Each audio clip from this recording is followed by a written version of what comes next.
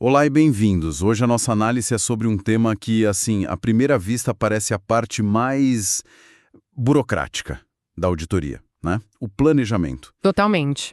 A gente recebeu um material de estudo bem denso de um curso preparatório para auditor fiscal, que detalha as normas técnicas, tipo a famosa NBC-TA 300.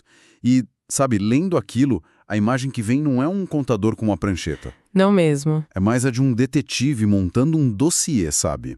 Antes mesmo de começar a investigação, a nossa missão aqui é entender como esse dossiê é construído, por onde um auditor sequer começa quando se depara com uma empresa gigante pela primeira vez. Essa analogia do detetive nossa, é perfeita.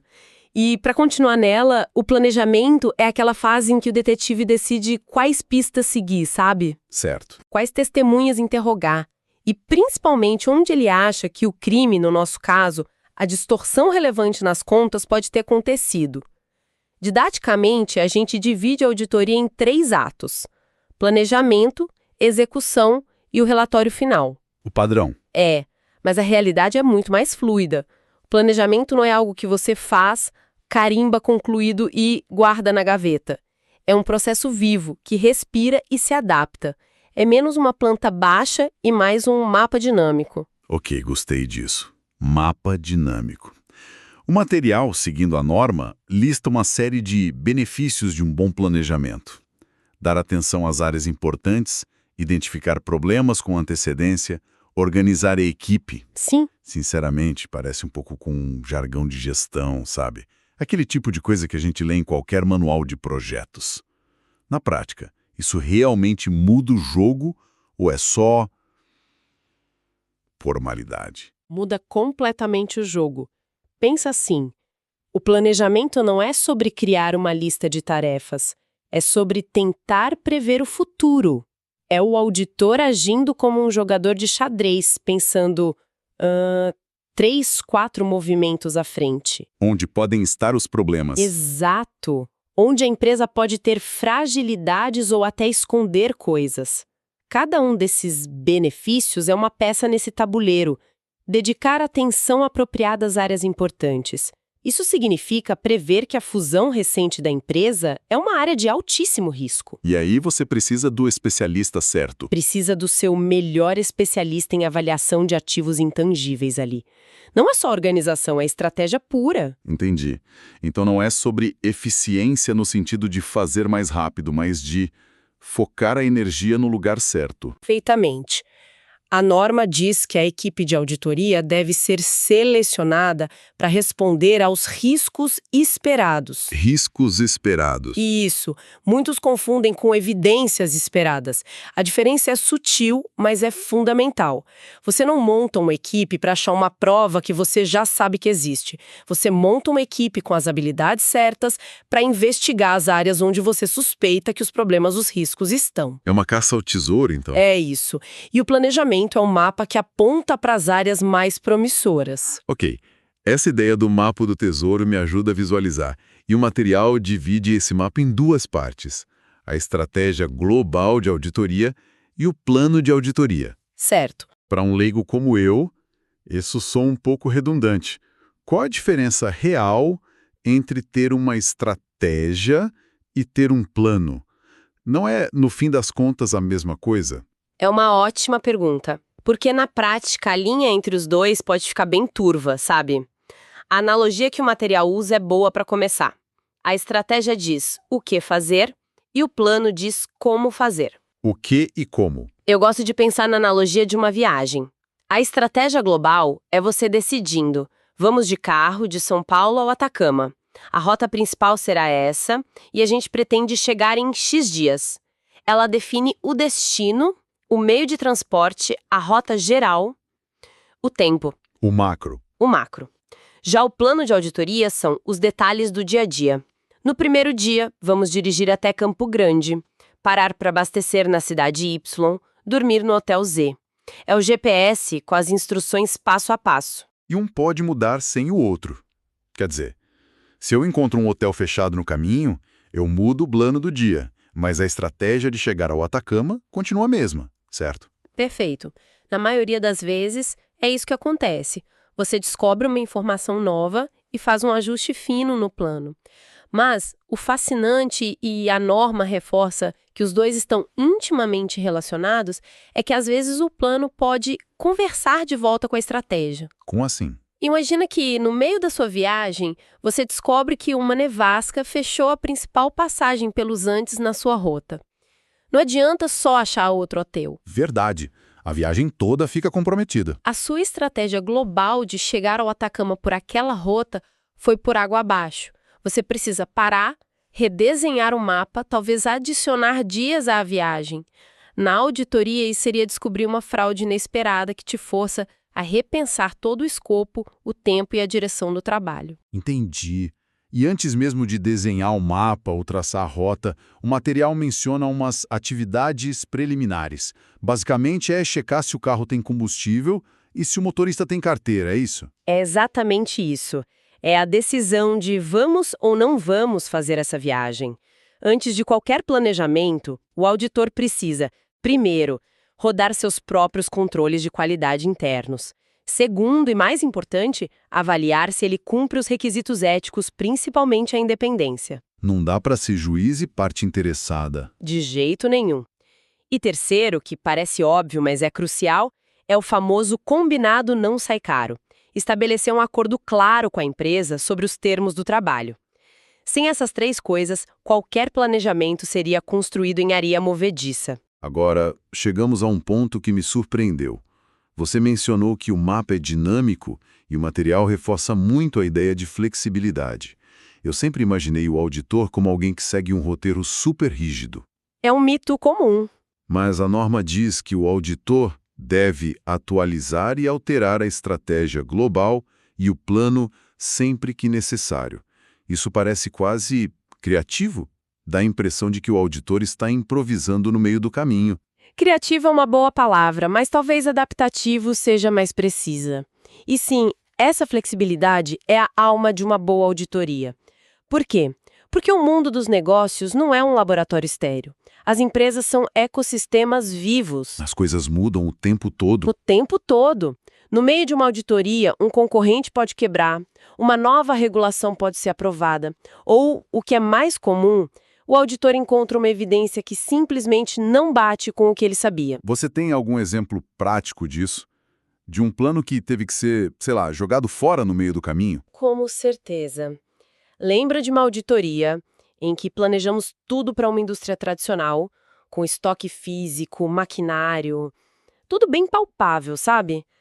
3 semanas dentro do trabalho, a gente descobre numa reunião casual que mais da metade do lucro da empresa vinha de um complexo instrumento de derivativos que ninguém tinha mencionado. Nossa, e aí? E aí?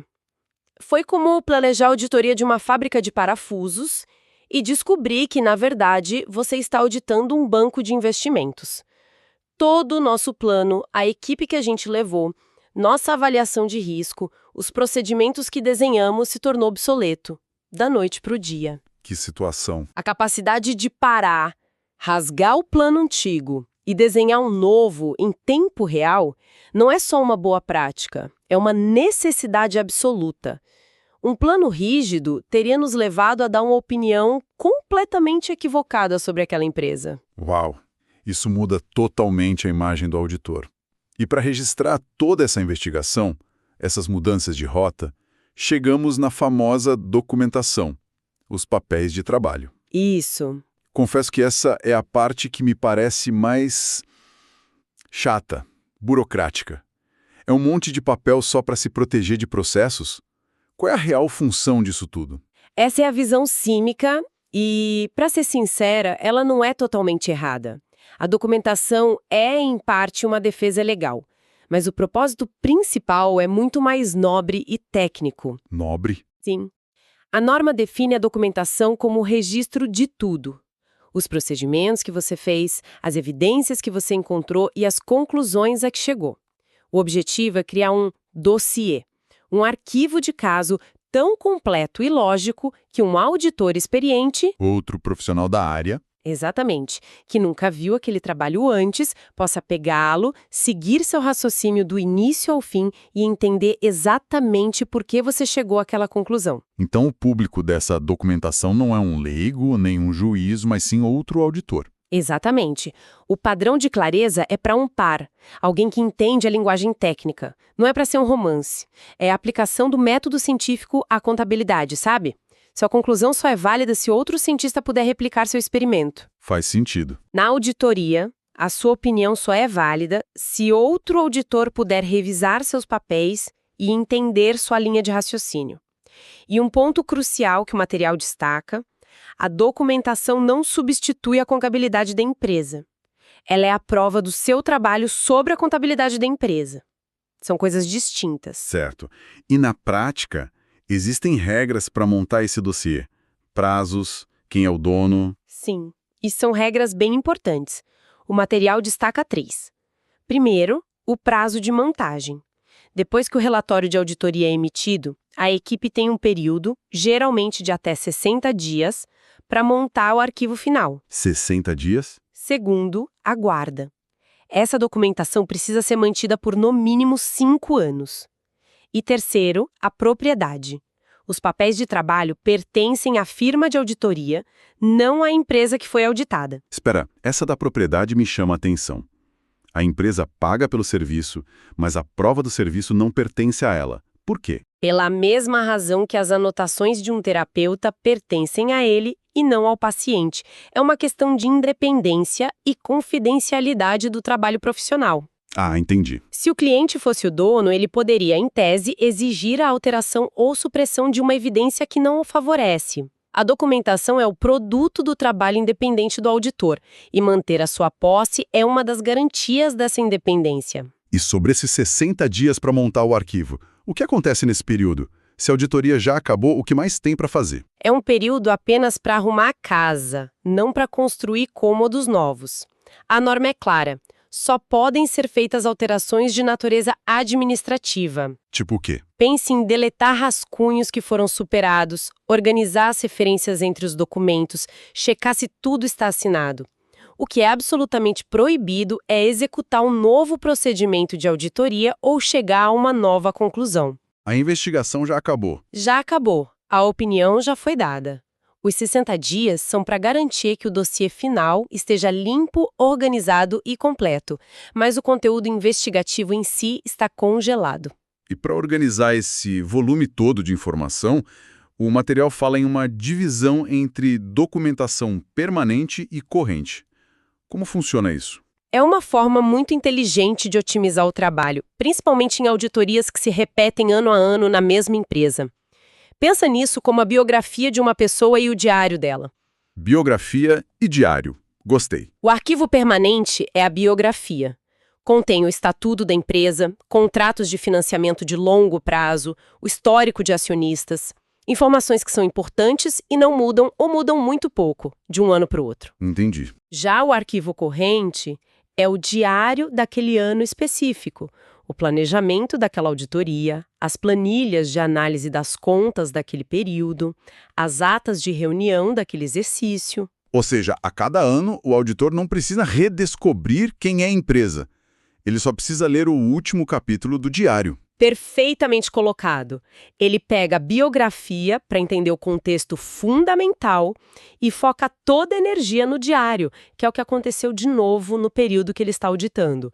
É uma questão de pura eficiência. Certo.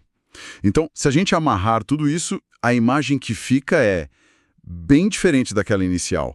O planejamento de auditoria não é um checklist, é um jogo de xadrez. Exato. O plano não é algo escrito em pedra. É um GPS vivo que se recalcula diante de imprevistos. E a documentação não é só burocracia para se proteger. É o dossiê científico que prova a validade de toda a investigação. É uma visão muito mais estratégica e dinâmica do trabalho. É exatamente essa a conclusão. O planejamento e a documentação são o que transformam a auditoria de um simples ato de conferência de números em um exercício de julgamento profissional.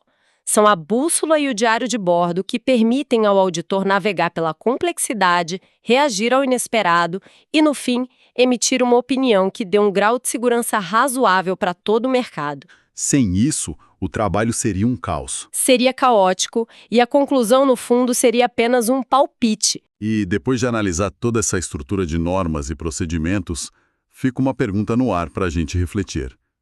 Em uma auditoria, onde exatamente termina a aplicação rigorosa da regra e começa o julgamento profissional de um auditor experiente para lidar com uma situação que nenhuma norma preveu?